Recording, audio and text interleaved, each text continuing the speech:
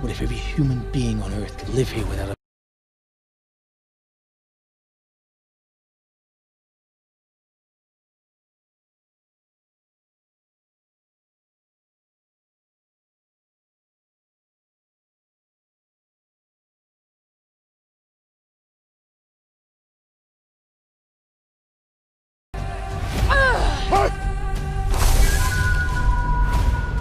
You want to spread your fire.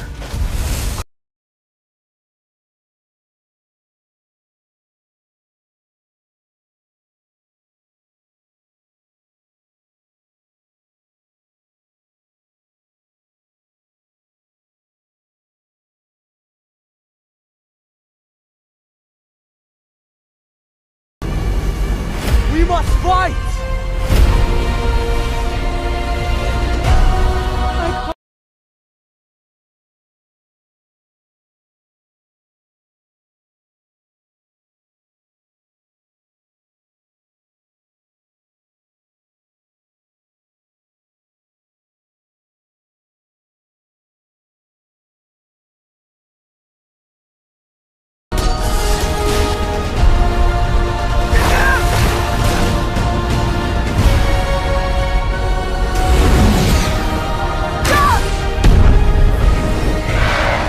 Welcome back to CineFacts, your ultimate destination for deep dives into the world of cinema. Today, we're exploring the epic science fiction masterpiece Avatar, Fire and Ash, the stunning 2025 sequel directed by James Cameron that takes us even deeper into the breathtaking world of Pandora. From groundbreaking underwater filming techniques to the return of your favorite characters, we'll uncover fascinating facts, behind-the-scenes stories, and everything you need to know about this visually spectacular and ambitious film. So, get ready to immerse yourself in the magic of Avatar, Fire and Ash right here on CineFacts. Avatar, Fire and Ash is a highly anticipated 2025 American epic science fiction film directed by the visionary filmmaker James Cameron. Cameron, known for his groundbreaking work on the original Avatar, 2009, co-wrote the screenplay alongside Rick Jaffa and Amanda Silver. The story was collaboratively developed by this trio in conjunction with writers Josh Friedman and Shane Salerno, resulting in a richly layered narrative that continues the expansive universe of the Avatar franchise. Produced by Lightstorm Entertainment and distributed by 20th Century Studios, Avatar, Fire and Ash serves as the direct sequel to Avatar, The Way of Water, 2022, marking the third installment in the franchise's ambitious saga. The film brings back many beloved characters, with Sam Worthington reprising his role as Jake Sully, Zoe Saldana+A returning as Neytiri, alongside Sigourney Weaver, Stephen Lang, and Kate Winslet, all of whom deliver powerful performances that deepen the emotional and thematic resonance of the story. James Cameron's desire to create multiple sequels to Avatar dates back to mid-2006, shortly after the monumental success of the original film. Following its overwhelming popularity, Cameron officially announced plans for 2 sequels in early 2010, with the third film initially targeted for a December 2015 release under the working title Avatar 3. However, the scope of the project expanded significantly when 2 additional sequels were added to the lineup, bringing the total planned films to 4 after The Way of Water. This expansion, combined with Cameron's commitment to pioneering new filmmaking technology particularly for capturing performance underwater, a technical feat never before achieved, led to substantial delays. These delays allowed the production team to dedicate extensive time and resources to writing, pre-production, and developing groundbreaking visual effects that push the boundaries of cinematic technology. Filming for Avatar, Fire and Ash commenced simultaneously with The Way of Water on September 25, 2017, at locations in New Zealand, and continued over the course of more than 3 years, wrapping up in late December 2020. With an estimated budget exceeding $400 million, this installment ranks among the most expensive films ever produced, reflecting the scale and ambition of the project. The film is dedicated to the memory of editor John Rafua, who passed away in 2023, and producer John Landau, who died in 2024. honoring their invaluable contributions to the franchise's success. Avatar: Fire and Ash had its world premiere at the iconic Dolby Theatre in Hollywood on December 1, 2025, before its wide theatrical release in the United States on December 19, 2025. The film quickly amassed a box office gross of $345 million, captivating audiences with its visually stunning landscapes, intricately designed characters, and thrilling action sequences. While critics widely praised these aspects, responses were more mixed regarding the film's plot, screenplay, and lengthy runtime, sparking lively discussions among fans and reviewers alike. Looking ahead, 2 additional sequels to Avatar 4 and Avatar 5A are currently in various stages of production, with scheduled release dates in 2029 and 2031, promising to further expand the rich world James Cameron has crafted and continue the epic narrative journey of Pandora. Shortly after Jake Sully and his family settle in with the Metkayina clan, they find themselves struggling to cope with the deep grief and emotional pain caused by the loss of their son, Neytiri. Jake's mate, especially struggles with this tragedy, her sorrow transforming into a fierce hatred towards humans, whom she blames for the destruction and loss they have suffered. As the family tries to rebuild their lives, a fleet of flying merchant ships arrives, carrying Spider, a human boy raised among the Navia who Jake and Neytiri reluctantly decide must leave the Metkayina clan for his own safety and to prevent further tensions. However, the situation quickly escalates when their ship convoy is ambushed by a hostile Navi tribe known as the Mang, or Ash people, led by the fierce Tsahik-Vrang. This tribe rejects the spiritual guidance of Iwa and embraces violence and fire, attacking the ships with brutal aggression. The Mang set fire to the ships, pillaging their cargo and killing anyone who resists, forcing Jake, Neytiri, and their children to be separated amidst the chaos. In the aftermath of the attack, Jake encounters Colonel Miles Quaritch and Lyle Wainfleet, former enemies turned uneasy allies, as they reluctantly band together in a desperate effort to find the missing children. Meanwhile, Spider suffers a dangerous accident when his oxygen mask's battery runs out during an escape attempt, causing him to collapse from asphyxiation. In a critical moment, Carrie, the spiritual and gifted daughter of the Sully family, connects her neural Q to the ground and enters a trance-like state. Through a miraculous bond with the native mycelium network, Spider's body becomes enveloped in glowing fungi, granting him the unprecedented ability to breathe the Pandora atmosphere without an oxygen mask. Yet despite this miraculous recovery, the children soon find themselves trapped by the Ash people once more. As Jake and Quaritch arrive to rescue them, Quaritch surprisingly teaches Vrang how to use firearms, increasing the threat the Ash people pose. However, Carrie taps into her deep connection to Iwa, commanding the surrounding flora to rise up and defend them, killing many of the attackers and enabling Jake and his family to escape. Neytiri returns with a rescue party from the Omaticaya clan, successfully driving off the Ash people, who retreat alongside Quaritch and Wainfleet. Following these events, scientists Norm and Max examine Spider's altered body and discover a unique organism within him, which could potentially be reverse-engineered to enable all humans to breathe freely on Pandora. They also find that Spider is beginning to grow his own neural QE, an extraordinary biological adaptation allowing him to connect with Pandoran wildlife like the Navi do. Meanwhile, Quaritch travels to the Ash people's village bearing firearms and flamethrowers as gifts, convincing Vrang and her tribe to form a dangerous alliance with him. Their bond even deepens into a romantic relationship, intensifying the threat against the Sully family. Back at the Metkayina village, Carrie helps Spider learn how to bond with Pandora's wildlife,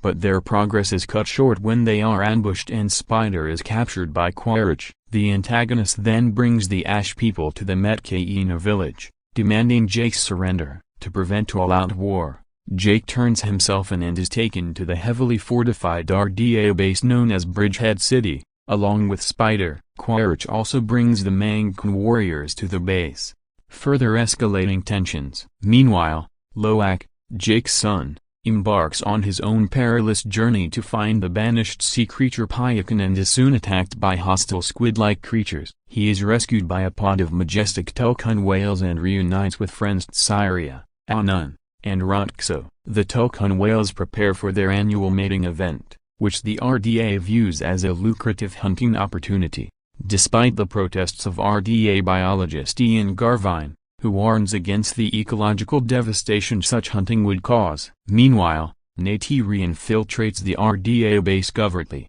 while Ian steals heavy equipment to aid in freeing Jake. Spider also escapes captivity, bravely acting as a human shield to protect Jake from RDA soldiers who dare not harm him due to his unique biological importance. After their escape, tension arises between Jake and Neytiri as they argue about Spider's presence and the risks he brings to their family. Jake nearly kills Spider in a moment of frustration but ultimately relents, and Neytiri comes to accept Spider as one of their own. Back at the Metcaina village, the Tulkun Council initially refuses to intervene despite Jake's urgent warnings of the impending RDA attack, adhering to their pacifist beliefs. However, when Loak brings Payakan and Tanoka, the sole survivor of a brutal human attack on Payakan's Poda, to the council, they reconsider their stance. Jake reconnects with the legendary apex predator Toryuk and rallies the various Na'vi clans for a final battle against the RDA invasion. As the RDA fleet arrives, the combined forces of the Tulkun and the Na'vi launch a fierce ambush, but the conflict turns chaotic when the Mangkun and Quaritch launch a surprise attack, inflicting heavy casualties on both sides. During the battle, Metcaina Tsehik Ronald is mortally wounded and dies giving birth, with Neytiri adopting the newborn baby, Brill. Neytiri herself is captured and taken aboard the RDA flagship. In a desperate move, Carrie, Spider, and Took summon the power of Warrior Iwa, causing Pandora's wildlife to rise and attack the remaining RDA forces. Vrang tries to kill Neytiri, but Kiri intervenes, forcing Vrang to flee. The battle reaches its climax when Toryuk unleashes a magnetic flux that destroys the RDA flagship, killing Ardmore, while Tanok takes down Scoresby. Jake and Quaritch engage in a brutal fight within the flux, with Spider involved as well. Spider shoots Quaritch, but in a final act of defiance, Quaritch catches himself after falling and forces Jake to pull him to safety. Neytiri and her children arrive, surrounding the outnumbered Quaritch, who chooses to leap into the flux rather than surrender. Following the battle, Spider and the clan connect deeply with the underwater spirit trees, where Spider meets the spirits of the deceased Na'vi and is introduced by Kiri to her mother, Grace. This ceremony formally initiates Spider into the Na'vi people, symbolizing his true acceptance and belonging in this world. The film features Sam Worthington reprising his iconic role as Jake Sully, a former human soldier who, after falling in love with Neytiri and fully embracing the Na'vi way of life through the Avatar program, permanently transferred his consciousness into his Na'vi avatar body. In this installment, Jake and his family have left their original Omaticaya clan and integrated with the Metcaina clan, adapting to a new way of life. Zoe Salda A++A returns as Neytiri Tskahametide, Jake's wife, who also transitioned with the family to the Metcaina. Her character has evolved dramatically, now harboring deep resentment and hatred toward humans, especially her adoptive son Spider, who serves as a painful reminder of the loss of her biological son Nadiam. Neytiri's bitterness is so intense that she has distanced herself from Iwa, the spiritual force of Pandora, and even from Jake, who struggles to recognize the woman he once knew. Sigourney Weaver takes on the dual role of Kiri Tsulike the daughter of Dr. Grace Augustine's Na'vi avatar and the adopted daughter of Jake and Neytiri, as well as reprising her original character, Dr. Grace Augustine, who appears as a guiding spirit throughout the film. Stephen Lang returns as Colonel Miles Quaritch, the relentless human military commander who once led the RDA's forces in their violent campaign to colonize Pandora. Having died during the initial conflict in 2154, Quaritch and other fallen soldiers were resurrected as recombinant Na'vi avatars implanted with human memories, and he now seeks ruthless revenge against Jake and his family, including his own son, Miles Spider Sokro. Una Chaplin debuts as Vrang, the Tsehik and fierce leader of the Mang, or Ash people, a volcanic-dwelling Na'vi tribe that rejects Iwa's guidance and embraces a harsher, more militant existence. James Cameron describes Vrang as a hardened leader, shaped by immense hardship,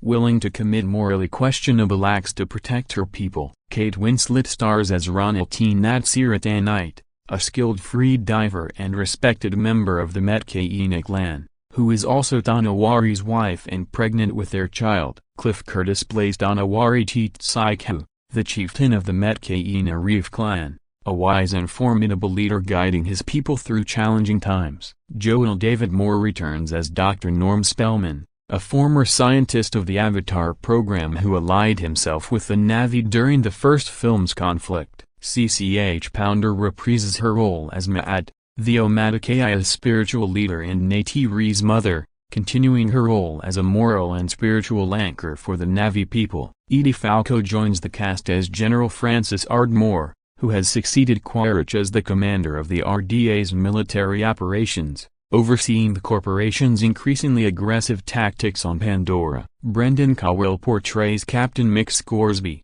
a grizzled former commander of a private sector marine hunting vessel who carries a personal vendetta against Pandora's wildlife after losing an arm to the giant sea creature Piekin. Jermaine Clement appears as Dr. Ian Garvine, a marine biologist employed by Scoresby who, despite his reservations, becomes embroiled in the unfolding conflict. Giovanni Ribisi returns as Parker Selfridge, the disgraced former head of the RDA mining operation from the first film, while David Thewlis plays Palak, the leader of the Na'vi Wind Traders, a clan known for their air-based culture and trade. Britton Dalton voices Loak Tsulite Saikitten, Jake and Neytiri's second son, who also serves as the narrator for the film, providing insight into the story from his perspective. Jack Champion portrays Miles Spider Sokro, the teenage son of Quaritch, born in the human base Hell's Gate on Pandora and later rescued and adopted by Jake and Neytiri,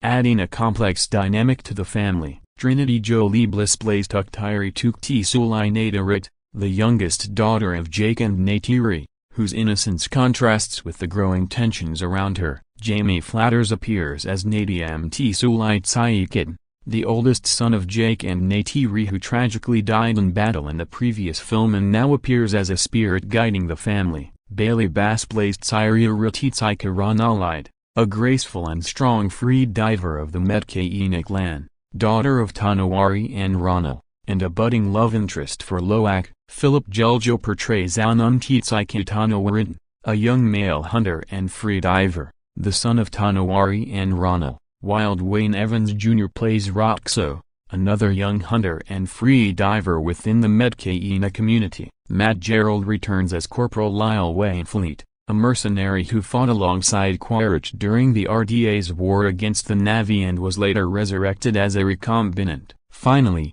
Dileep Rao reprises his role as Dr. Max Patel, a scientist initially involved with the Avatar program who ultimately sided with Jake's rebellion, providing crucial scientific expertise in the ongoing fight against the RDA. The development of Avatar, Fire and Ash traces back to mid-2006, when James Cameron expressed his intention to create sequels of the original Avatar. 2009 proved successful. Following the blockbuster success of the first film, Cameron confirmed in early 2010 that sequels were indeed underway, initially scheduling their release for December 2014 and 2015. From the beginning, Cameron had embedded certain scenes within the original Avatar to serve as seeds for future storylines, and planned to shoot the sequels back-to-back after finalizing the overarching narrative. By late 2009, it was confirmed that the follow-up films would continue focusing on the characters of Jake Sully and Neytiri, with Cameron hinting that humans would return as antagonists. In 2011, he announced his ambition to film the sequels at a higher frame rate than the traditional 24 frames per second to enhance realism and immerse audiences more deeply in Pandora's world. Production plans solidified further in late 2013 when Cameron announced that filming would take place in New Zealand, including performance capture beginning in 2014. An agreement with the New Zealand government was secured, mandating at least one world premiere in Wellington and production expenditures exceeding $500 million New Zealand dollars, which would support local live-action filming and cutting-edge visual effects. To bolster this massive project, the government increased its film tax rebates, offering up to 40% incentives for qualifying New Zealand productions. Production was slated to begin in April 2016 in New Zealand, with key crew members such as cinematographer Russell Carpenter, known for his work with Cameron on Titanic and True Lies,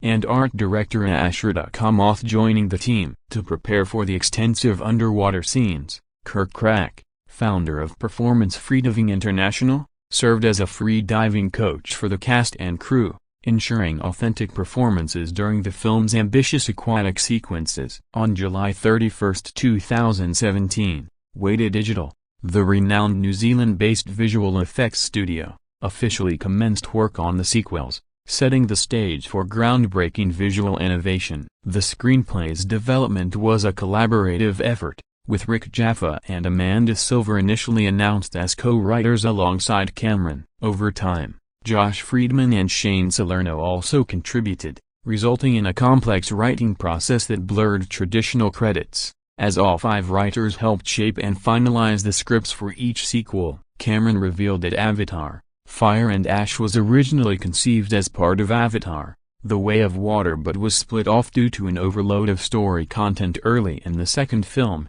which was moving too quickly and not allowing enough time to explore character depth. This led to the decision to create a separate third film to give the narrative room to breathe and develop its characters fully. In late 2018, the film was rumored to have the working title Avatar: The Seed Bearer, though no final title was set until August 9, 2024, when Cameron officially announced the name Avatar: Fire and Ash at the D23 fan convention. He explained that the title metaphorically represents the destructive cycle of hatred, anger, and violence, the fire, followed by the grief and loss, the ash, that ensues, which in turn breeds more conflict and perpetuates the vicious cycle. From a writing perspective, Cameron sought to expand the world of Pandora by introducing new cultures and perspectives, most notably the Ash people, a fiery and militant Na'vi tribe inspired by the Baining people of Papua New Guinea. This group was designed to present a fresh antagonistic force distinct from humans,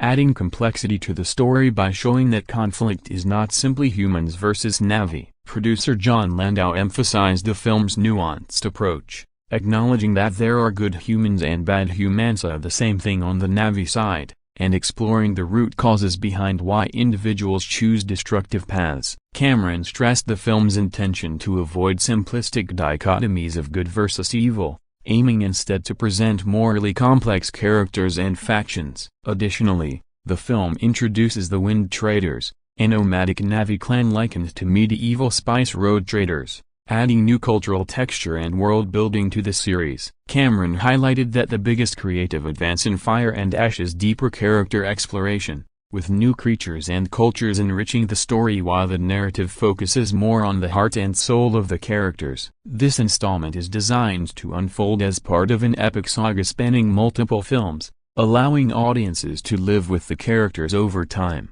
Actor Jack Champion, who plays Spider, described his reaction to the script as a surprising and bold narrative shift, praising the film for introducing new regions and cultures of Pandora and expressing confidence that each sequel surpasses the last. Overall, the production and writing of Avatar: Fire and Ash reflect Cameron's dedication to pushing technological boundaries and deepening storytelling complexity within the expansive Avatar universe. Sam Worthington and Zoe Saldana+A were confirmed early on, in January 2010, to reprise their iconic roles as Jake Sully and Neytiri, respectively, cementing their continued central presence in the Avatar sequels. James Cameron also revealed that Sigourney Weaver would appear throughout all 3 planned sequels at the time, with initial expectations that her character, Dr. Grace Augustine, would be alive in these films.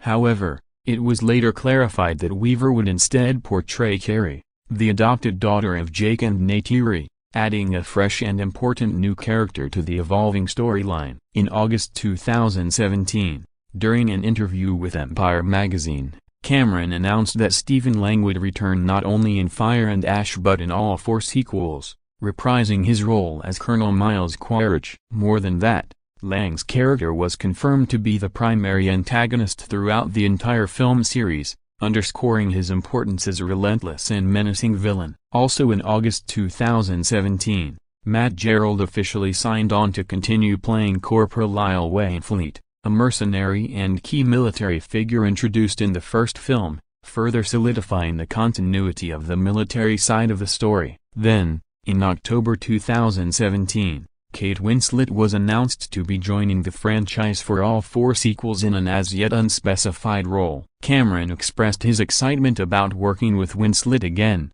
noting their long-standing desire to collaborate since their time together on Titanic, one of his most personally rewarding projects. Winslet's character was eventually revealed to be Ronald, a member of the Met-Ke clan, and though Winslet described her role as relatively small compared to the extensive shoot, she emphasized its pivotal significance to the ongoing narrative. In January 2018, it was confirmed that Dileep Rao would return as Dr. Max Patel, a scientist who supports Jake's cause, adding continuity and depth to the scientific perspective within the story. In June 2017, Una Chaplin was cast as Vrang, the formidable leader of the Mang, or Ash people, clan. Chaplin's casting came after a competitive audition process that also included actress Isa Gonzalez.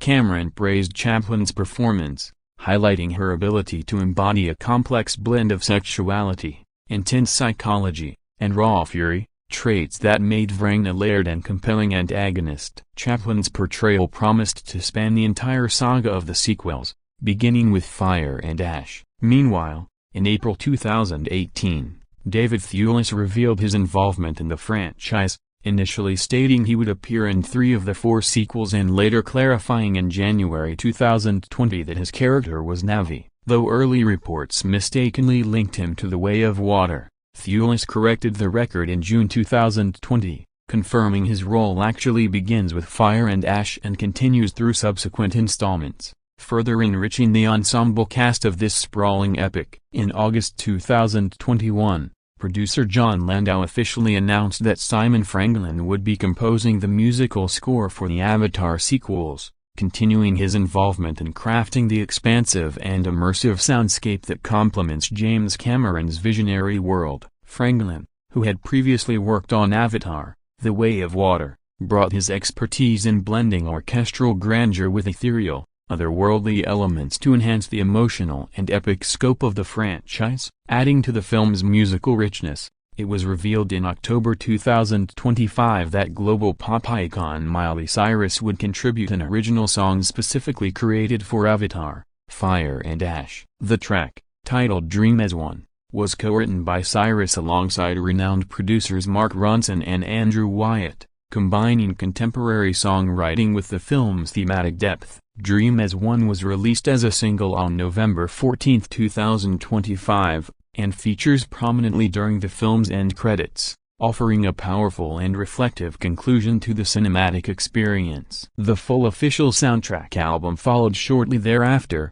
released on December 5, 2025, encompassing a wide range of musical pieces that underscore the film's dramatic and cultural moments. The album closes with a second original song, The Future and the Past, composed by Simon Franklin and uniquely performed by Zoe Salda A+A in the fictional Navi language, adding a deeply authentic and immersive layer to the musical narrative that ties closely to the Navi characters and their heritage.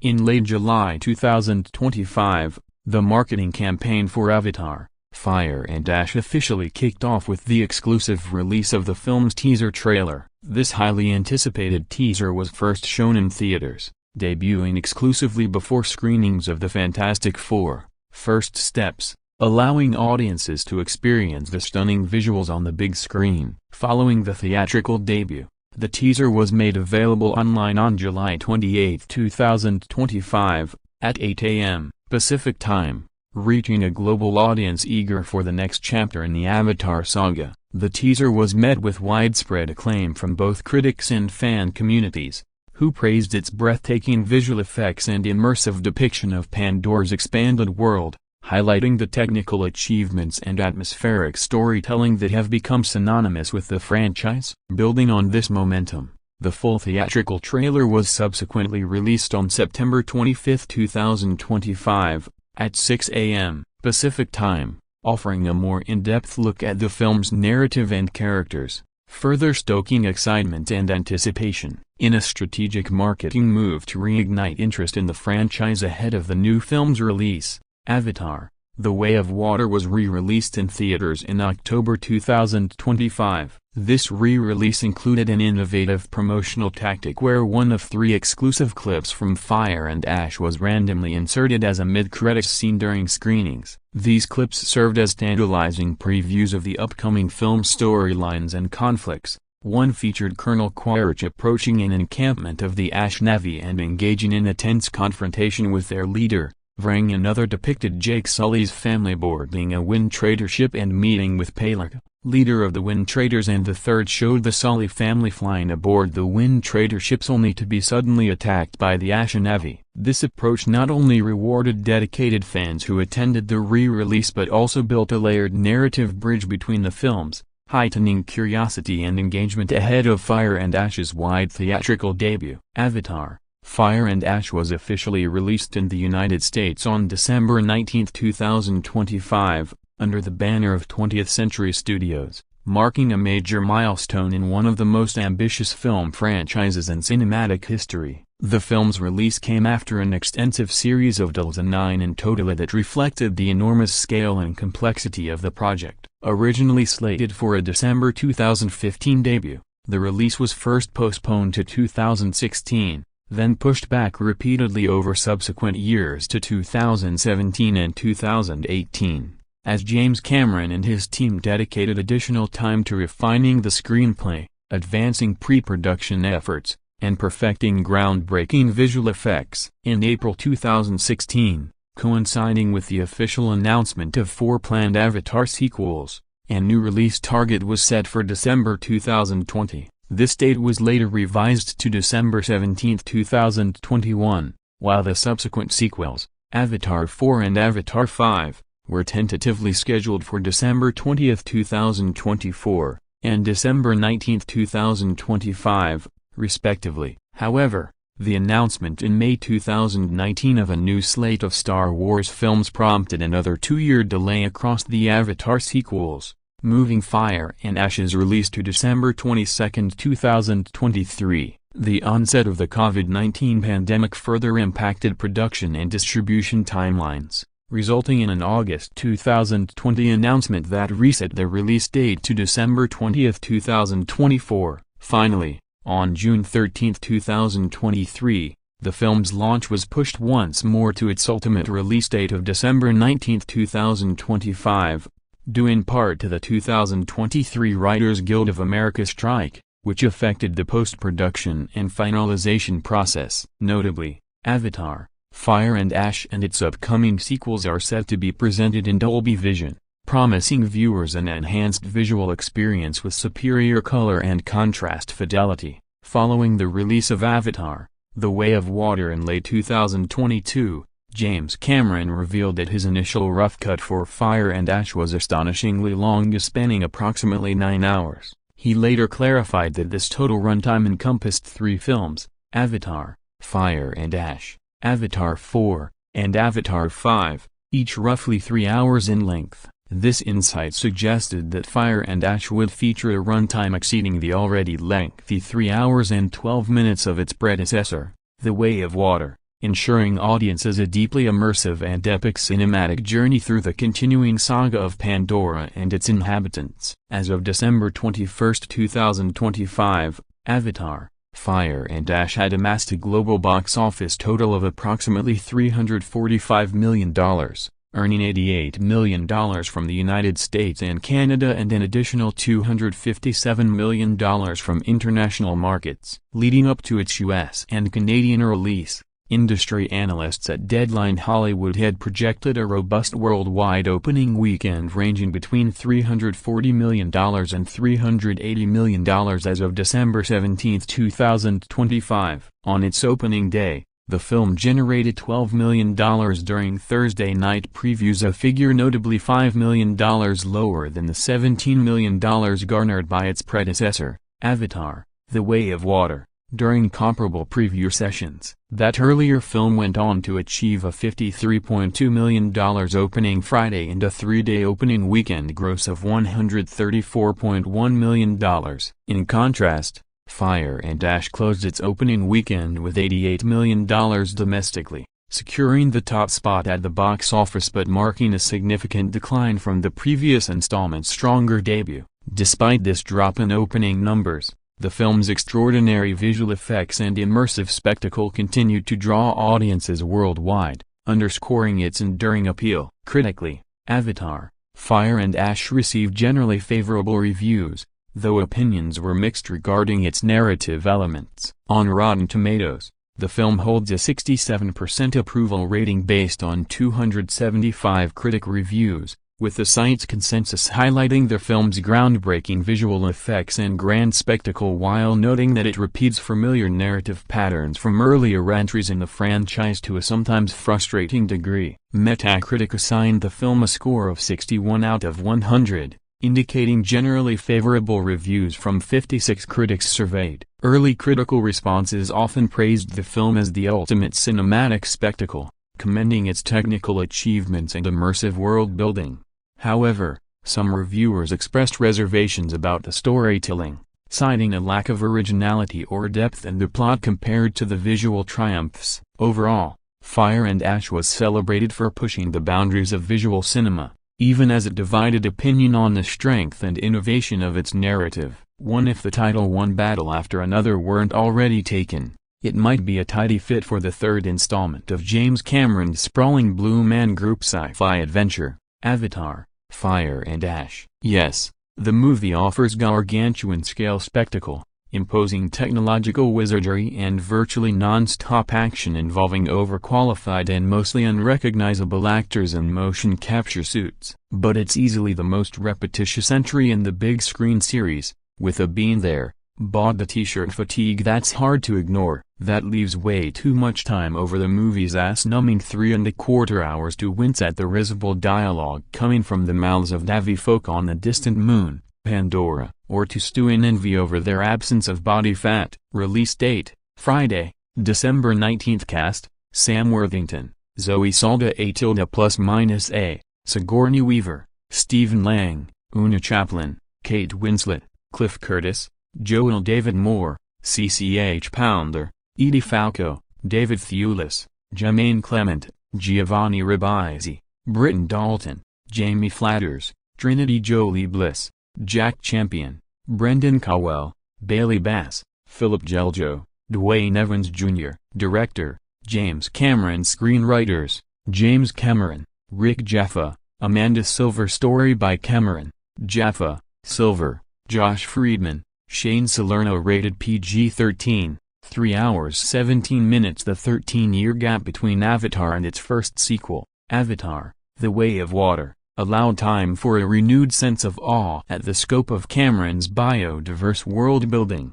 enhanced by the introduction of a new clan, new creatures and a distinctive new environment. The third movie arrives just 3 years after its immediate predecessor and in narrative terms, a few weeks after the events of that film, with the novelty now wearing thin. Firstly, it's not a great idea in a film with such an epic runtime to have a character urgently shouting, "I've gotta take a leak." To be fair, it's understandable given that the full bladder belongs to human dude Spider, Jack Champion, revealed in The Way of Water to be the son of vicious Colonel Quaritch, Stephen Lang, sired before the latter was killed and transformed into a new breed of hybrid human/Na'vi soldier. To my knowledge, Spider never does get to pee, unless he just goes in the Metkayina clan's bioluminescent aquatic ecosystem, like some filthy kid at the pool. I suppose given his ex-Marine, pre-Avatar origins, we can even buy Quaritch's nemesis Jake Sully,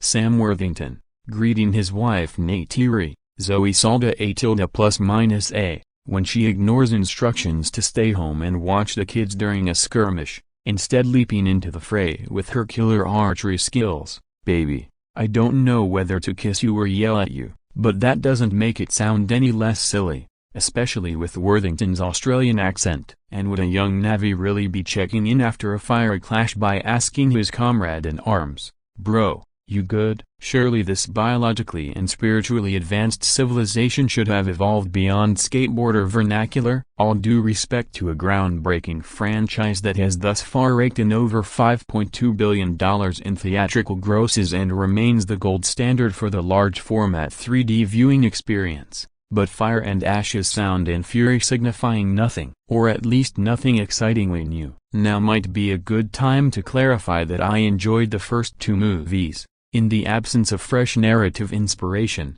Cameron and co-writers Rick Jaffa and Amanda Silver simply pile on the lore and multiply the clashes, to numbing rather than invigorating effect. Even the Darth Vader, Luke factor of honorary Navy Spider's conflicted feelings for his hard-ass father on the side of the military-industrial complex oppressor known as the RDA, or Resources Development Administration, led by Edie Falco's stiff-limbed and humorless General Francis Ardmore goes to few places not already explored in the way of water. Having been forced by the human invaders to flee the lush green forest home of the Omaticaya people, Jake, Neytiri and their family continue to live among the reefs and islands of the Metkayina clan, headed by tribal chief Donawari, Cliff Curtis, and his pregnant wife Ronald, Kate Winslet. But the loss of Jake and Neytiri's firstborn son Nadiam, Jamie Flatters, remains an open wound for the family, especially for his impulsive brother Loak,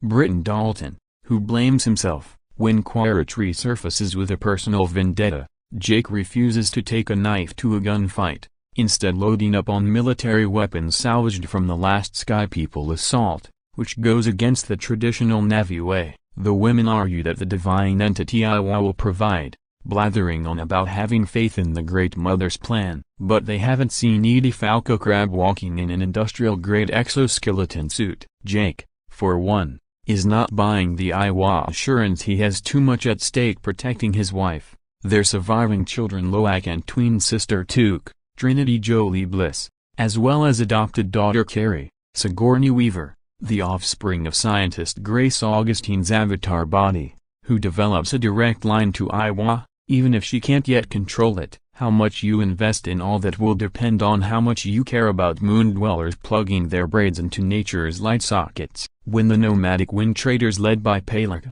David Thewlis, drop by in their monster jellyfish-powered airships with Amazon packages, Jake decides Spider needs to be sent back with him to the science research facility to live with his fellow humans. His best pal Carrie is devastated, but Neytiri, whose hatred of humans has intensified since Nadiam's killing, insists Spider will never be one of them, so has to go, before the Sully family can get him back to the base. A savage air attack rains down on Metkayina territory. Only this time it's not humans but the barbarian Mangkun clan, firebombing the Wind Traders' vessels and laying siege to the peaceful community below. Their leader is bad bitch warrior Vrang, Una Chaplin, who ululates in triumph every time she scalps another Na'vi, which means hacking off the ponytails that are their power source. Like Ariana Grande's top knot, the Mangkun, aka Ash people, are a bunch of godless warmongers who basically turned on Iwa when a volcano reduced their homeland to barren ash. Vrang is their evil queen. She wears a black and red feathered headdress, a microkini and stripes of red war paint over what looks like full-body Keel's mud mask, while swooping around on a scary dragon called a Night Wraith. When she starts demanding to be taught how to make thunder, she's not talking about rumbling flatulence, even if that might describe much of the action. Instead, she means advanced military firepower. Vrang teams up with Quaritch and gets a whole arsenal of weaponry at her disposal, which is bad news for the Sullys, the Metkayina and the highly intelligent whale-like Tulkun that inhabit the oceans, especially as their annual shallow water calf communion approaches. Vrang is the most interesting new addition here, and Chaplin plays her as a bloodthirsty sorceress, her yellow eyes aflame with rage as she shrieks about ripping out hearts. But the writers give her no complexity beyond being a relentless WMD. She and Neytiri hiss at each other like territorial cats whenever they get close. But the promised Na'vi-on-Na'vi chick action gets sidelined when the injured Rana goes into labor,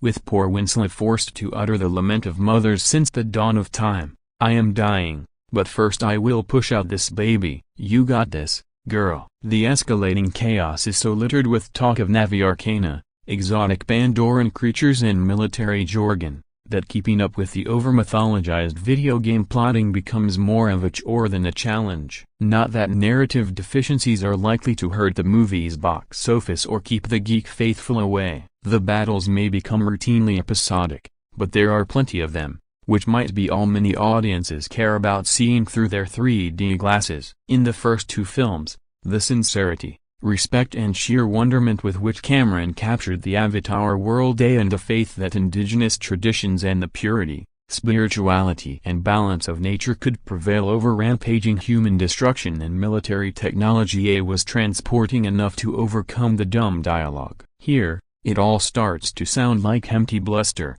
retreading the same ground with just one new face that makes an impression. There's certainly nothing in the story to justify the bloated runtime. To the Abyss gave us the first photorealistic computer-generated character, while Terminator 2 pioneered advanced morphing effects and the far more extensive use of CGI. Titanic seamlessly blended digital assets with large-scale practical sets in order to create what's still the most transportive disaster movie ever made, while Avatar in 2022's The Way of Water took performance capture technology to such extraordinary new heights and depths say that it feels like the rest of Hollywood is lagging several generations behind. Hell, even True Lies could be considered a game-changer for its innovative composite work and next-gen approach to cartoonishly virulent anti-Arab racism.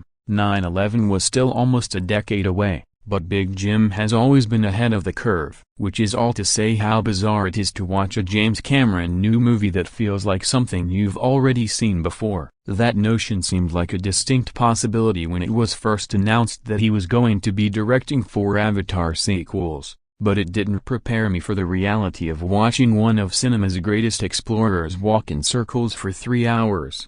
Even if Cameron naturally finds a way to make the journey feel novel and invigorating at times. But Avatar, Fire and Ash isn't just more of the same, it's also a significant amount less. Not only does the third installment of the Avatar saga lack the unprecedented spectacle of its predecessors, the second of which was somehow even more jaw-dropping than the first, it also lacks the relative newness of their storytelling. Whereas the first movie effectively camouflaged its cliches amid the uncharted planet of Pandora, and the second extrapolated the franchise's settler adoption space fantasy into a hyper-emotive aquatic fable about the destructive nature of humanity's survival instinct, Fire and Ash largely devotes itself to sifting through the ruins of a world that Cameron seems half ready to leave behind and sitting with the fallout of the series' previous battles. That wouldn't be a weakness in and of itself, but his archetypical characters weren't built to carry a Lawrence of Arabia-sized epic that hinges on the nuances of their love, grief, and neuroses. Spider doesn't even have a shirt, let alone the layers required for us to care about his daddy issues. At heart, Fire and Ash is a story about how people, in the broadest sense of the word, reconstitute themselves in the aftermath of war and its attendant losses. In other words, the first Avatar film that fails to meaningfully iterate on the premise of its franchises is ironically preoccupied with our power to change, a tension that Cameron struggles to resolve and indeed makes a fair bit worse by repeating so many of the same action beats from The Way of Water, as might be expected of a movie that was initially conceived as the second half of the previous one, and could easily have been marketed as The Way of Water Part 2 had it been finished in time for Christmas 2023. Fire and Ash picks up where the first Avatar sequel left off. Jake Sully's family, or what's left of it, continue to mourn the cost of their latest and most devastating skirmish with the colonist forces of the Resources Development Administration, in which Jake's son Nadiam was killed by the colonist Sky People. Still embedded with the Metcaina clan in the turquoise reefs of Pandora, the Sullys each embrace their own forms of grief. Jake, Sam Worthington, who was a Marine before his consciousness was transferred into the body of a giant blue alien, retreats into a mission-oriented state of mind, while his wife Neytiri, Zoe Salda A++A, seethes at the dreadlocked white human child their family has raised as one of their own. Jack Champion, in no small part because Spider's father is the evil recombinant who murdered Nadiam, Stephen Lang as Colonel Miles Quaritch, both men having the time of their lives as a towering extraterrestrial horndog, now the eldest of the Sully kids. Loak, Britton Dalton, sulks with survivor's guilt, while teenage adoptee Carrie, Sigourney Weaver, questions her seemingly immaculate conception while deepening her connection to the all-knowing nature goddess Iwa. Jake and Neytiri's biological daughter Tuktiri, Trinity Bliss, is also there, a fact that Cameron seems to be remembering in real time whenever she finds her way into the frame. But it's Spider who's firmly at the center of the action here, as his inability to breathe the Pandoran air without a mask compels Jake and his family to escort him back to the safety of the high camp, where all of our human scientist friends from the first Avatar are still going strong. While that decision effectively amounts to the Sully clan losing another son, Carrie is extra upset about it, as she empathizes with Spider's outsider status. Jake rationalizes it as a necessary sacrifice to heal the cracks in his family, a family that he's always likened to a fortress. Alas, as anyone who's ever played a JRPG might expect of a journey aboard a massive flying galleon, the Sully's convoy is attacked in the sky, and their family is scattered into a small handful of different factions that spend the rest of the movie trying to reunite. The ambush is delivered courtesy of the Mang clan, a cult of kamikaze hedonists who rejected Iwa after a volcano reduced their corner of Pandora to ash, but the RDA is happy to seize on the chaos and launch their final attack on the Metcaena's oceanic stronghold. The plot thickens from there, especially once the RDA finds evidence that humans might be able to breathe on Pandora after all, a discovery which could make the planet a viable new home for our species. But Cameron would much rather move the franchise inward than forward. That's an admirable decision on its face, and while it's hard not to be severely disappointed by the pat and self-evident answers we're given to the franchise's most intriguing mysteries, I can't help but support Cameron's willingness to yada yada yada over pieces of lore as soon as they've fulfilled their character-driven function. Iwa is a conveniently unknowable scapegoat, and returning co-writers Rick Jaffa and Amanda Silver are happy to take full advantage of that. The problem is that these characters are seldom as intriguing as the mythology that Cameron has used to contextualize them, and like Spider without a mask on, they begin to suffocate the moment they're forced to survive on their own. Weird and wonderful as it will always be to watch Sigourney Weaver so believably inhabit the body of a teenage alien, Fire and Ash has nothing of substance to add to Carrie's vision quest. The same could be said about the strained relationship between Loak and Jake, or the franchise's continued fixation on stress testing the limitations of found family, to which it applies more pressure than ever when Quaritch issues a "give us Spider and we'll stop trying to kill all the Na'vi" ultimatum. And speaking of Spider, no other character so epitomizes how Fire and Ash spends most of its time belaboring the aspects from the previous movie that worked so well in small doses. As a glorified bargaining chip in the way of water, Jack Champion's interstellar army brat was a goofy manifestation of Cameron's most wooden instincts as a writer, his stunted man-child energy a harmless throwback to earlier kid heroes like Rebecca Jordan and John Connor. As a or maybe even the central figure in this new installment, Spider is basically a surfer-coated Jar Jar Binks. Even if you, like me, find Cameron's Reagan-era bro-speak to be more of a feature than a bug, and even if you, like me, are predisposed to laugh at the part in Fire and Ash where Spider guilelessly rocks up next to a 22nd century space whale and shouts, "You're the man, Pyakin," you might struggle to lock into the later and more harrowing scene where Jake Sully threatens to sacrifice his adopted son to the gods. Also, it brings me no pleasure to report that Pyakin is very much not the man anymore, as the exiled Tulkn, used with precision to unlock oceans of feeling in the way of water, is wasted here on an enervating courtroom subplot that entrusts far too much of this movie to the power of papyrus subtitles. Like so much of Fire and Ash, Pyakin's urgent plea for his species to abandon their pacifist ways and fight back against the Sky People keys into Cameron's all-too-relevant fascination with the various ways that communities reconfigure themselves in response to annihilation, complicating his tendency to valorize Jake Sully's willingness to realign his allegiances in the face of lived experience, and to vilify Quaritch for continuing to other the Na'vi even after essentially becoming one of them himself. Cameron defines the Mang clan by how radically they altered their principles in response to the catastrophe that destroyed their home. The Ash people don't respect the balance that I want demands between ethos and elasticity, and so our heroes must fight them to the death. The Mangkun clan are one of the only new elements introduced in Fire and Ash, and are unsurprisingly responsible for all of the most exciting elements of the movie. Chief among those elements, and chief among the Mangkun themselves, is a skyscraping cosmic dummy by the name of Vrang, Una Chaplin, going all out, who erupts into this movie with a head full of fire and a power kink that literally brings Quaritch to his knees. An embittered warrior shaman who dresses like an enraged Dilophosaurus and gets off on using her neural Q to force other Navi to serve her commands. The sexual imagery here will ripple across Tumblr for decades to come. Vrang is both an interesting challenge to Jake's Iwa-loving family and an incredible foil for Quaritch's ongoing adventures in cross-species hybridization. Cameron might ignore the fact that Quaritch is basically an immortal being who wouldn't remember any of this stuff if he died again, but he sure has fun with the fact that Vrang introduces the character to a degree of mutability that Quaritch never allowed before. There's more than a little whiff of Colonel Stephen J. Lockjaw how fast a fascist like Quaritch admits to fetishizing the same population he exists to destroy,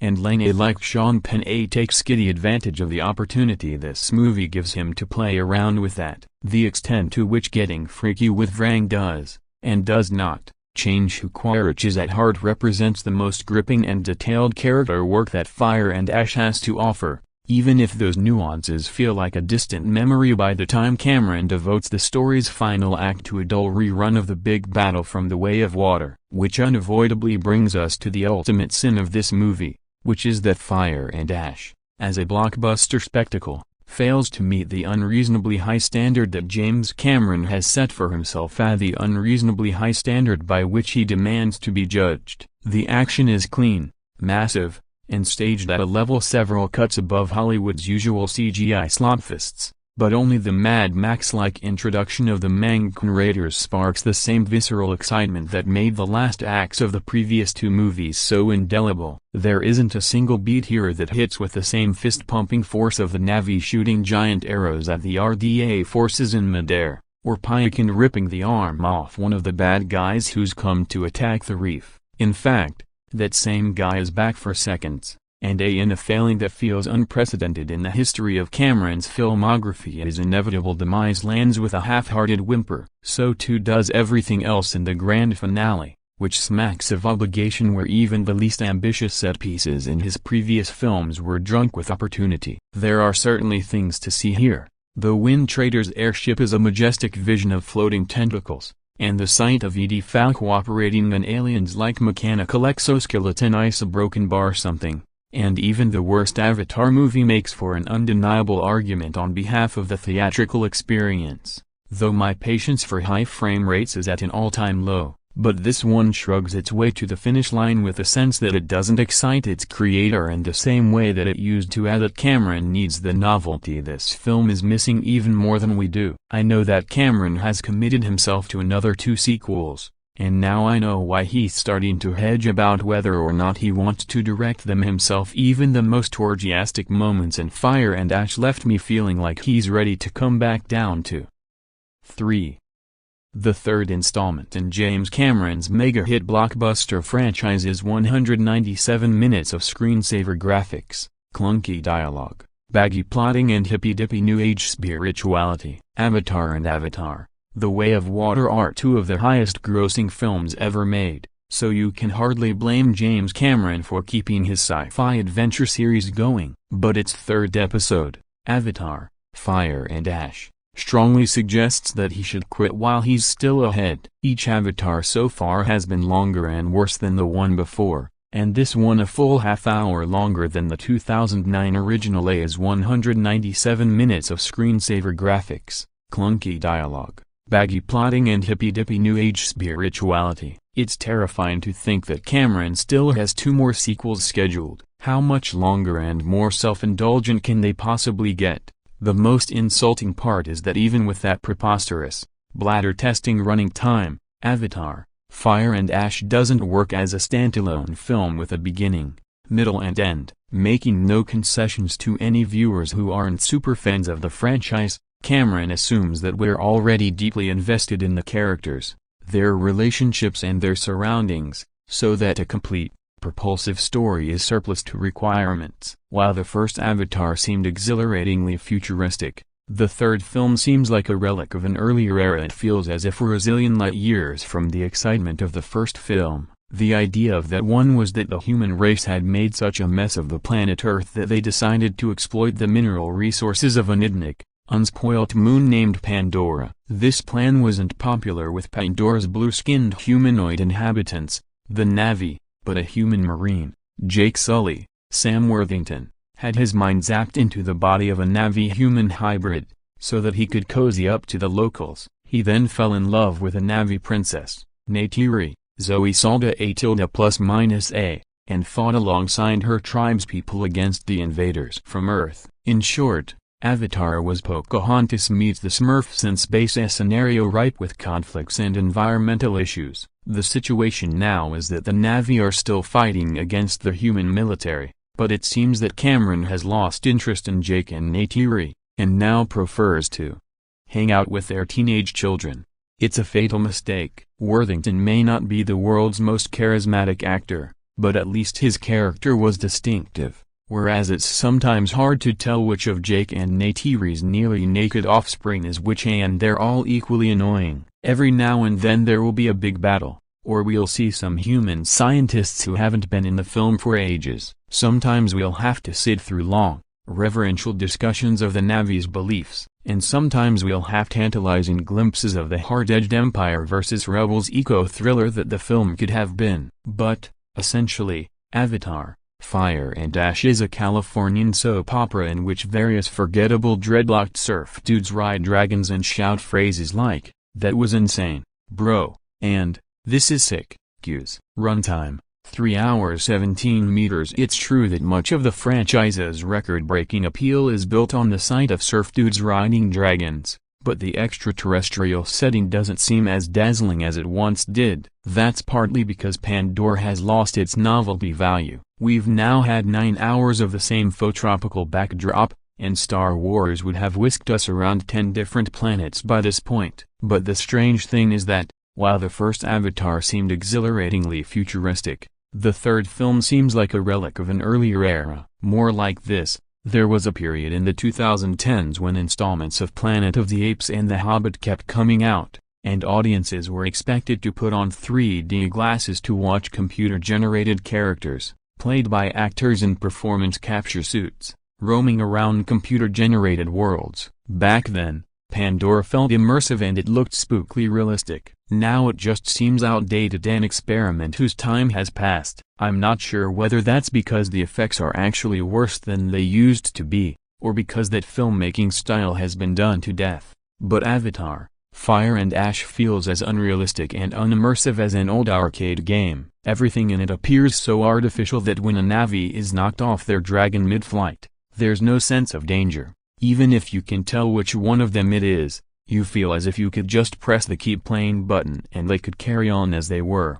With Avatar, Fire and Ash, James Cameron has again returned to his far-out nirvana Pandora, a mystical, marvelous planet abounding with rainbows of flora and fauna, and inhabited by the Na'vi, blue, long-waisted humanoids with tails and mesmerizing cat eyes. Here, majestic Quaila-like creatures known as Tulkun don't simply sing, they have serious chats with other species. One also wears groovy jewelry. There are all sorts of marvels in Cameron's lovingly imagined world, which remains an often pleasurable place to visit even if, 16 years after the first Avatar opened, the bloom has faded from this kaleidoscopic rose. Fire and Ash is the third movie in the Avatar series, and while 3 years have passed in real life, it picks up just weeks after the second one. The Way of Water, 2022, left off, with its characters in a world of pain. The story again centers on a family led by Jake,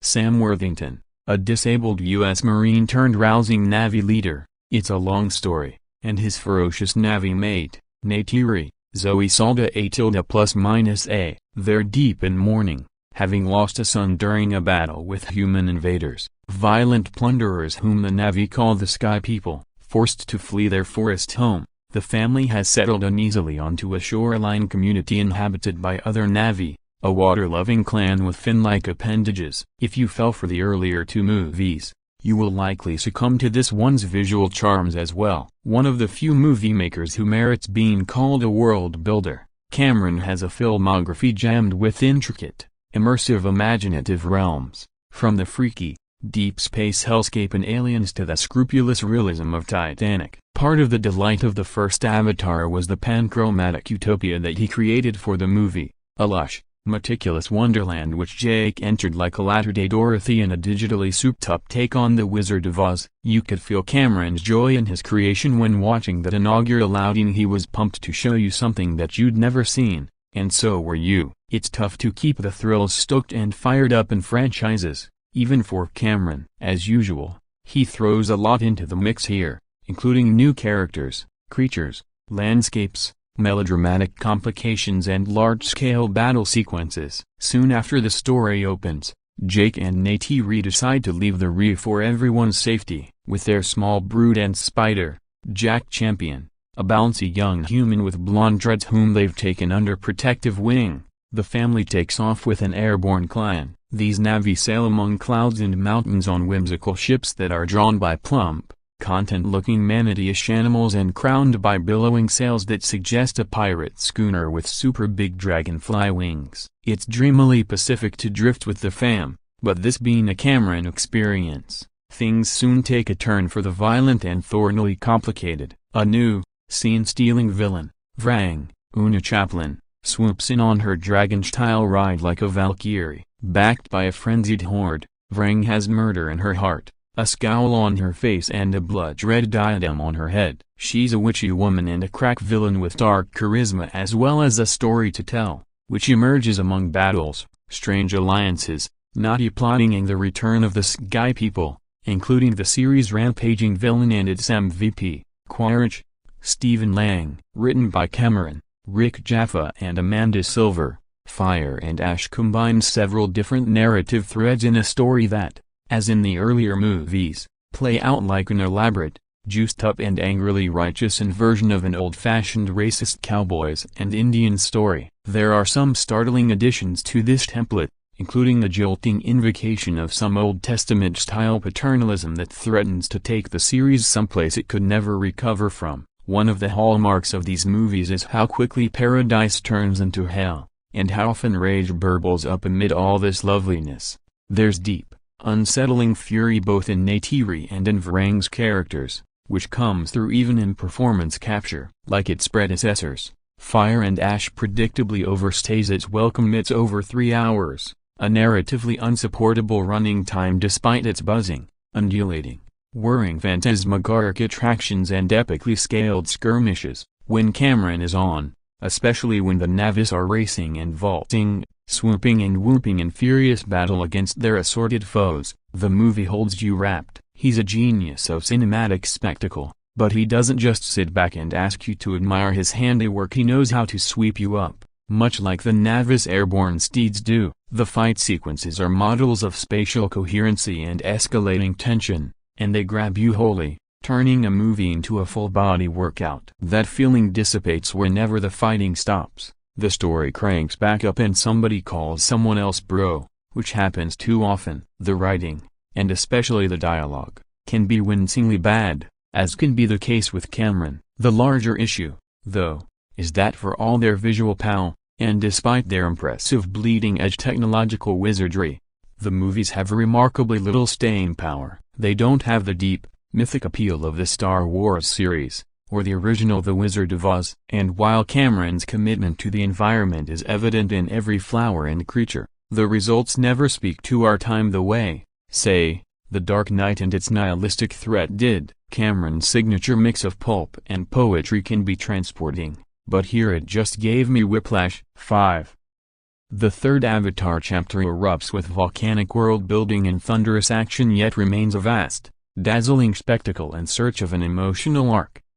On and on and on it goes. The planet-sized movie franchise of Avatar continues to spin massively in the cosmos, yet without affecting the tides in any other world. Maybe Avatar is the cosmos and its originator James Cameron is the new L. Ron Hubbard, the creator, or rather prophet, of a new belief system involving big blue creatures with pointy ears that flap and twitch when they talk, to whom we will all one day be required to bow down when they float past. And while the rest of the cinema industry has quietly abandoned 3D without ever quite admitting it, theaters showing James Cameron's giant new 3-hour hunk of nonsense are still handing out the 3D specs to the customers. The first film was about human invaders seeking to exploit and colonize the weird tall blue Na'vi people in another galaxy for their mineral resources by piloting Avatar replicants into their midst. One of these pilots was Corporal Jake Sully, played by Sam Worthington, who fell in love with Neytiri, played by Zoe Saldaña +A,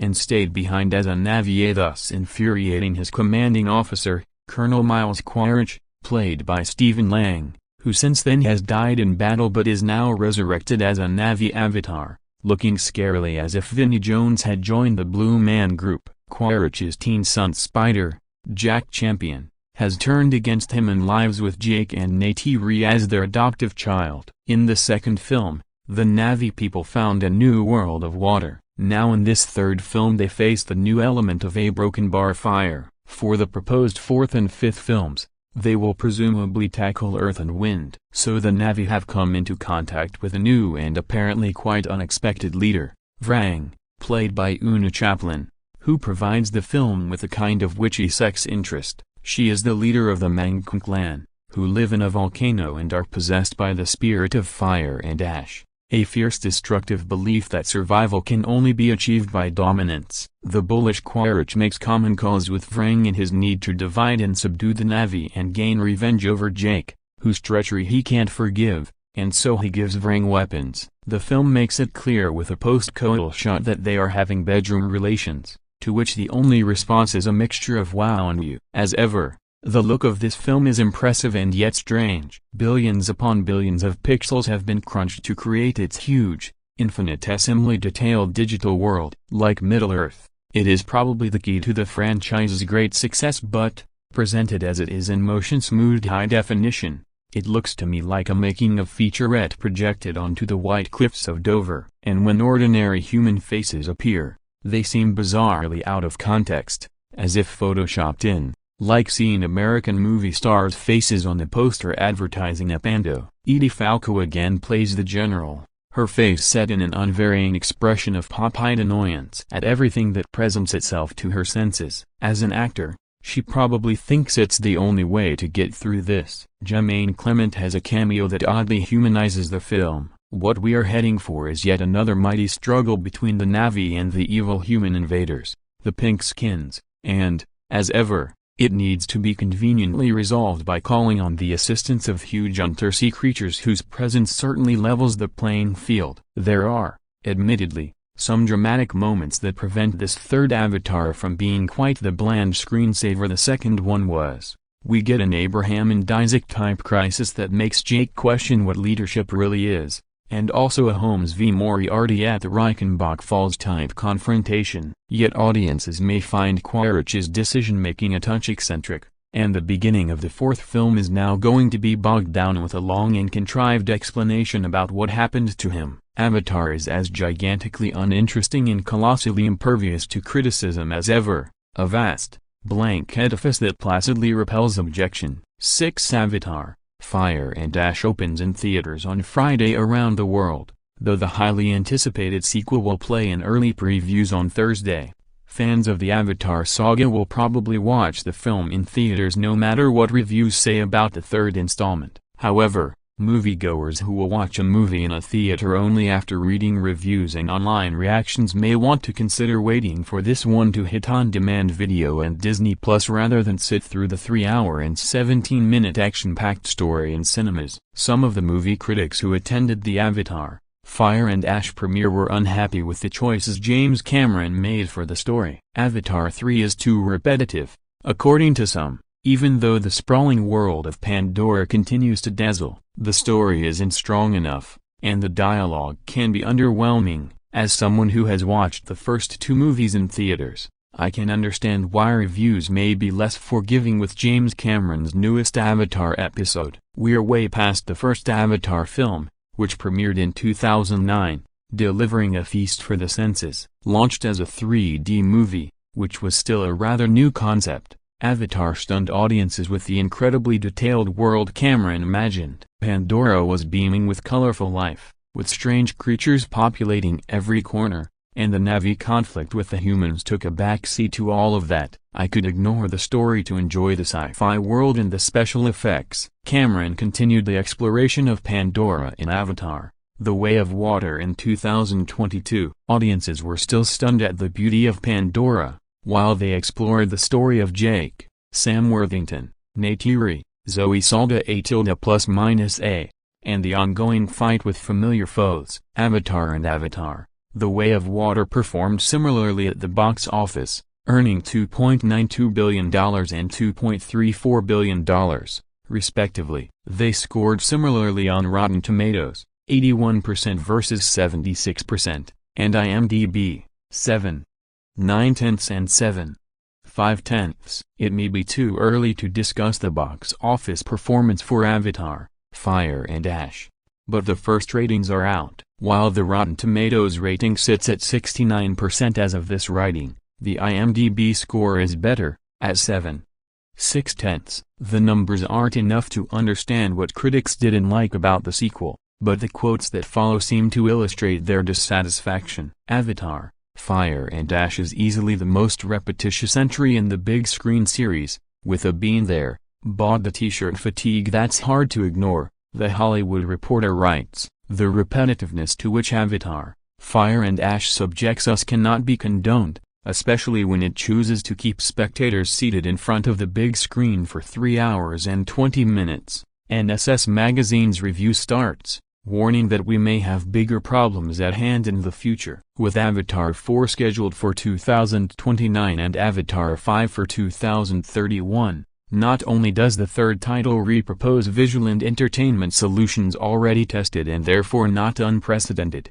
but one wonders what else there would be to say given the emotional and spectacular weight of Avatar: Fire and Ash. What is there to see that hasn't been shown yet? The repetitiveness doesn't just concern the story. Variety cautions that the movie doesn't feel as visually unprecedented as the last one did. Though it labels it as a better film than its predecessor, you should still see Avatar: Fire and Ash in a theater. The previous movies did not win Best Picture at the Oscars, but they were both nominated. Avatar: Fire and Ash may not fare any better. Den of Geek says that the third story frustratingly maintains the thematic depth and complexity of a children's fairy tales picture. The LA Times also warns viewers that plot-wise, the story is the same as ever in the sequel. These quotes may be enough to scare viewers away from watching a new movie in theaters, but even though the novelty isn't there, Avatar: Fire and Ash isn't just a regular movie. The LA Times drives home the same point. Avatar 3 can be a fun experience without requiring any real depth or higher stakes. Instead of getting swept away by the narrative, I just settled in to enjoy the details: hammerhead sharks twisted into pickaxes, ships that scuttle like crabs, the drama of an underwater scream, glurg.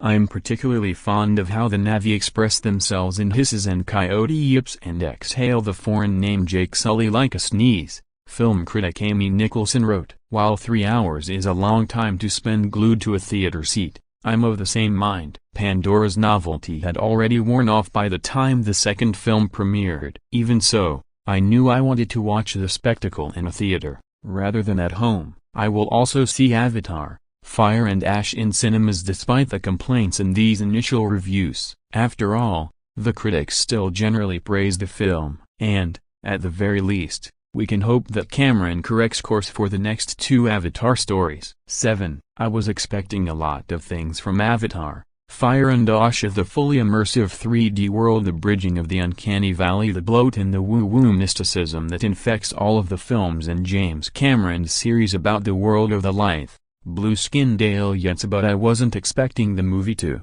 at times, so clearly resemble Mel Gibson's 2006 classic action chase flick, Apocalypto. Fire and Ash picks up more or less right where The Way of Water left off.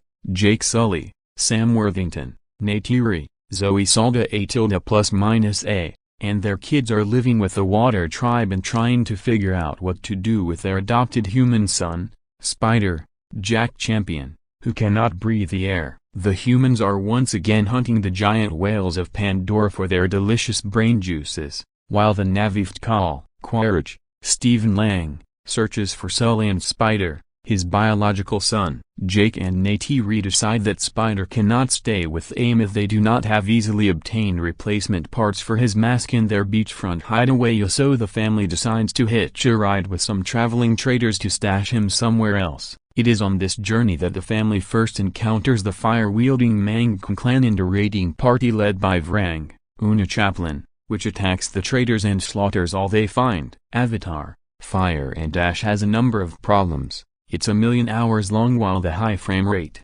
HFR, 3D is fascinating. We've seen it before and thus it is not the quantum leap forward that The Way of Water was. The family melodrama at the heart of the film is broadly sketched and deeply uninteresting, and the plot is largely a rehash of the second entry in the series with some callbacks to the first for good measure, but every time Vrang and Quaritch are on the screen, separately or together, the thing sparks to life in a very real and powerful way. The Mang represent the darker side of the native, Mesoamerican cultures that Cameron has, borrowed from so liberally in these films. These fire warriors scalp their victims, severing the tendril-like ponytails that allow the Navi to communicate with the Gaia-like planet goddess Iwa. They consume a hallucinogenic beverage that leaves them enthralled to Vrang, a fire witch, and Vrang wants to cut out the hearts of her enemies as part of a blood sacrifice. These are some bad hombres, is what I'm saying, and they have the blood-red face paint and the uncivilized tendencies to prove it. Much of the first hour of this film is concerned with the Mang raid on the trading party and their chase of Sully's kids through the Pandoran forest,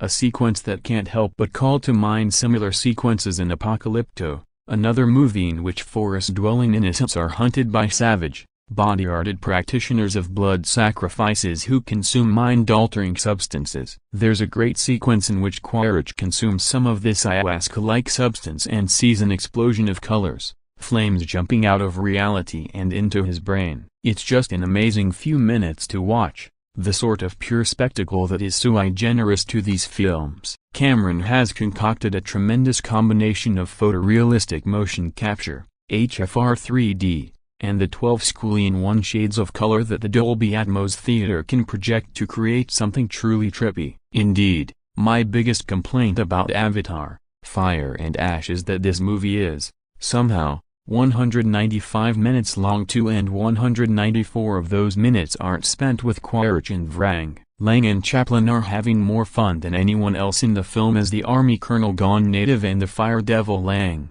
in particular, has really taken to the role of Quaritch, always good for a quip and a snarky aside, lending the role a sort of rigid physicality that's often absent from the other Navi. Their pairing and her clan's insane beliefs are the only things that are new in this movie, and thus the only things that are of particular interest. Everything else is a rehash, everything else is something we've seen before, and yes, it feels a little weird to dismiss something as incredibly constructed as Fire and Ash as something we've seen before, because there is literally no one else making stuff that looks as good as this movie looks. But that's the simple truth. We've seen the war whales, we've seen the pterodactyl knockoffs, we've seen Iwa's spirit world. It's just not that interesting, and for the love of God, I don't need to spend another second of my life with Spider, who spends the whole film channeling an annoying kid from a 1980s skater movie and uttering profundities like "oh shit." Avatar, Fire and Ash is a profoundly impressive technical accomplishment, but these movies just aren't as profound as Cameron clearly believes them to be. For nearly his entire career, James Cameron hasn't just made movies, he's created landmark cinematic achievements. From Terminator 2, Judgment Day's groundbreaking use of special effects, Titanic essentially closing the book on the type of grand epics that studios used to make, and Aliens shifting the horror franchise into a more action-focused direction with just its second iteration. There's a reason he's a filmmaker who has had the highest grossing movie ever multiple times. Cameron's films are almost always grand, innovative, and push the limitations of what movies can actually do. And that's especially been true of Cameron's passion project, The Avatar franchise. 2009's Avatar was a visually stunning work that felt like it actually took the audience to the planet of Pandora. 13 years later, Cameron improved the series in every possible way with 2022's Avatar, The Way of Water, a blockbuster that made the narrative even more compelling and the visuals even more remarkable. Only 3 years later, Cameron unveils Avatar, Fire and Ash, which was filmed at the same time as The Way of Water, and Cameron himself has said that these two films were originally going to be just one movie. Unlike so many of Cameron's films, Fire and Ash doesn't feel like the same gargantuan jump in quality and technical achievement that we've come to expect from him. That's not to say that this third Avatar film isn't a high-quality, impressive success. It certainly is, but it is fascinating to see a movie from Cameron that doesn't have that huge leap, one that starts to feel a bit derivative of what we've already seen in this franchise. More Jake Sully, more Spider, more Pyken. After the events of The Way of Water, the Sully family is still grieving the death of Natiam, the son of Jake Sully, Sam Worthington, and Neytiri, Zoe Saldaña +A. Both parents are handling their grief in entirely different ways. Neytiri is more distrustful of humans than ever, particularly having a hard time with Spider, Jake Champion, living amongst their family.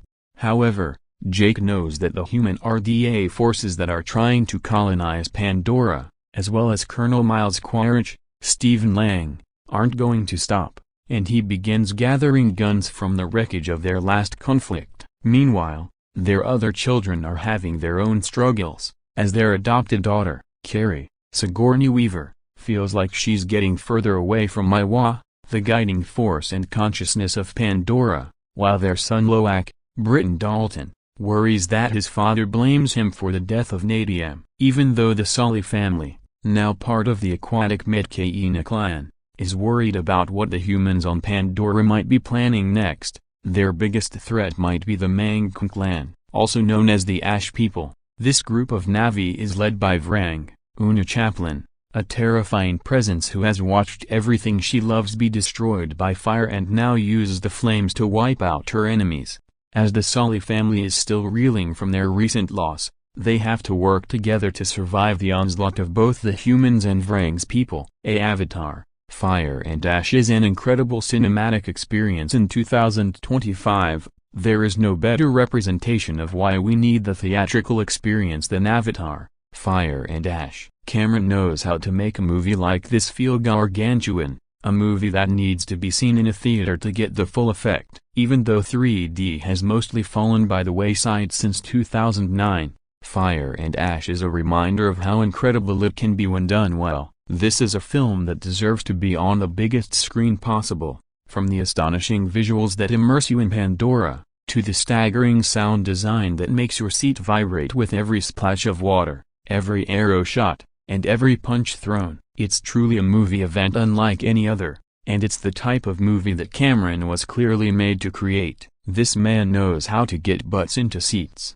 then how to stun the audience once they're there. While Cameron wrote the first Avatar by himself, he smartly brought a great group of collaborators to work on the story and screenplay for both The Way of Water and Fire and Ash, and the difference is clear. Cameron wrote the screenplay with Rick Jeffa and Amanda Silver, who also wrote 2011's Rise of the Planet of the Apes and 2014's Dawn of the Planet of the Apes, who get a story credit with Josh Friedman, The Fantastic Four, First Steps, and Shane Salerno, Armageddon. These two films have brought a richness and depth to this world that was needed after the first one, and Fire and Ash continues to flesh out this world significantly, answering questions that were left lingering from the last film, while making us even more curious about what else is within this world. At its core, Fire and Ash is largely a story about the implications of loss, from a family losing their child to feeling abandoned by faith, and how it can be to make one's way in the world without that guiding light. Cameron and his team show how this loss can completely alter someone, with Vrang existing as a template for succumbing to the rage that loss can leave you with. Jake tries to keep that fear and frustration down, while Neytiri exists somewhere in between, trying not to lose herself and wanting to give in to the anger that Vrang wields. Amongst the action, Fire and Ash allows for moments of quiet contemplation of these ideas and what the fear of losing someone again can bring out. The film is great at combining these elements into a story that's more than just great action sequences and big fights on land, sea, and air. Of course, Cameron excels with these action set pieces, but he's also great at making sure these moments are integral to the story at hand. Nothing exists just for the sake of it. Everything has a narrative purpose causing these sequences to happen. From a screenwriting aspect, Fire and Ash might be the most intricate of these films so far, as Cameron and his writers masterfully give each of these characters their own story to follow, all centered around the key themes of the film, and find a way to have them all coalesce into some of the best action scenes you'll see all year. Watching how it all culminates is just as outstanding as the world that Cameron has created out of thin air before us. The Avatar series is starting to repeat itself with Fire and Ash, yet even though Fire and Ash handles this well, this is a franchise that's beginning to return to the well here and there, especially in the big action set pieces. Fire and Ash seems like it's treading some of the same ground we saw in The Way of Water. This is a franchise that is always going to come back to the Na'vi facing off against the humans on Pandora, and the same tools come into play to do that. For example, a major part of The Way of Water had the humans hunting the Telkun, a species of super-intelligent whale-like creatures. How this story plays out might have some new wrinkles to it, but it doesn't veer too much from what the last film did either. There are plenty of moments like this throughout where, even though the story often maintains its excitement, the repetition is starting to show. And for those who thought The Way of Water had too much Spider, I've got bad news for you. It's a bit odd how much the stakes of the film rely on championed Spider, and how crucial he is to so many of these storylines. It's slightly disappointing how much of this series is coming down to being about the most primary human left on Pandora, and Spider often is more of a way to move the story forward than an actual character. Spider exists more as a symbol for what Pandora could mean for humans, but as a living, breathing person, he gets lost in the mix. The greatest addition to the Avatar world, though, is the introduction of Vrang, a monstrous character that gives this world a villain it needs. Una Chaplin is phenomenal in this role, and it's impossible to take your eyes off her. Vrang does what any new character should do to a franchise, as she heightens this entire world and the characters within it. She brings out new fury in the Sully family,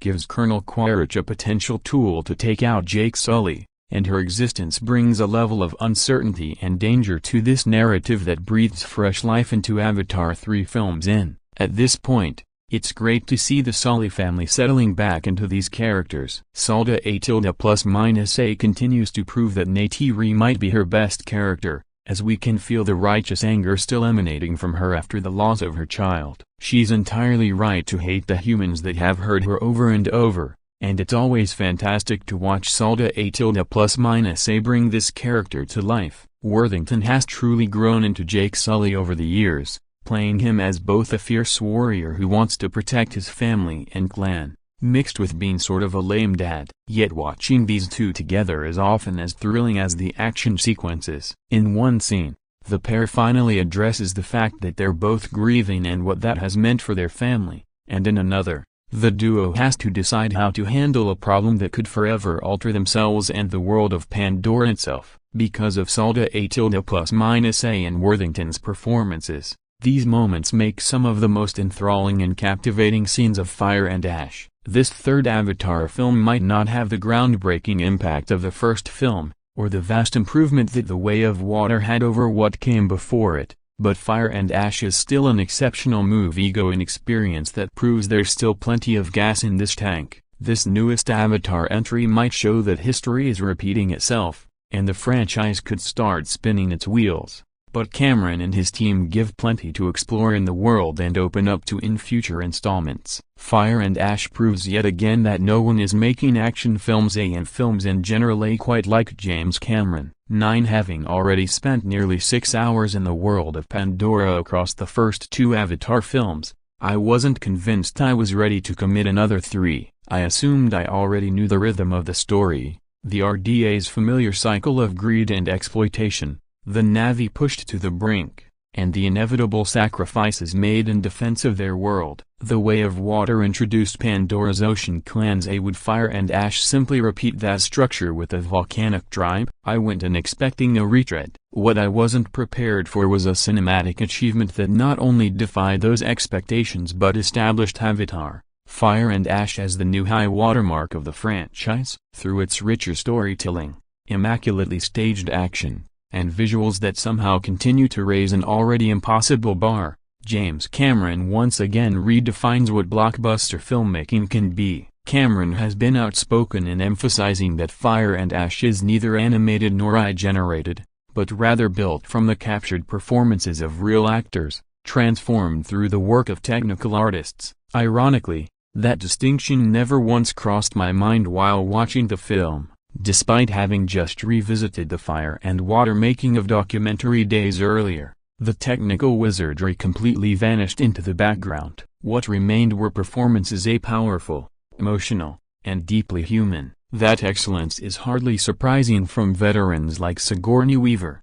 But what truly astonishes is the work from the younger cast. Though many of these performances were captured years ago, the actors deliver layered, emotionally complex work that rivals and often surpasses what we expect from far more seasoned performers. It is some of the most convincing acting ever committed to a motion capture film. Those performances are essential because Fire and Ash carries a more developed and emotionally nuanced narrative than its predecessors. With the world of Pandora firmly established and the Sully family now fully realized, the film allows itself to explore more complicated terrain. The conflicts here mirror the messy realities of real families, shifting loyalties, unresolved grief, and difficult moral choices portrayed with a level of nuance that big-budget spectacle rarely attempts, let alone achieves. While elements of the plot remain broadly predictable, the journey is anything but rote. Cameron peppers this story with unexpected turns and tonal shifts that keep the film engaging without ever becoming confusing. Despite its expansive, otherworldly setting, interestingly, the film spends less time than expected with the Mang clan, the new antagonists, but their presence is sharp and impactful, leaving a strong impression without overstaying its welcome. Meanwhile, a standout sequence involving the wind-trading Lim clan delivers some of the film's most breathtaking imagery and exhilarating action. It's the kind of sequence that practically begs to be adapted into a future Disney theme park attraction, blending awe, motion, and emotion in a way that feels tailor-made for immersive storytelling beyond the screen. This isn't the first time James Cameron has been counted out. Titanic was famously labeled an over-budget disaster before becoming both a critical and commercial phenomenon. Avatar faced similar skepticism, and The Way of Water was prematurely dismissed by some as evidence of a franchise past its cultural moment. Now, with a third film, many questioned whether another chapter was truly necessary. Once again, Cameron proves his critics wrong. Avatar: Fire and Ash doesn't just justify its existence, it elevates the entire saga. It is bold, emotionally resonant, technically astounding, and remarkably confident in its storytelling. Against all odds, it stands as one of the greatest films ever made.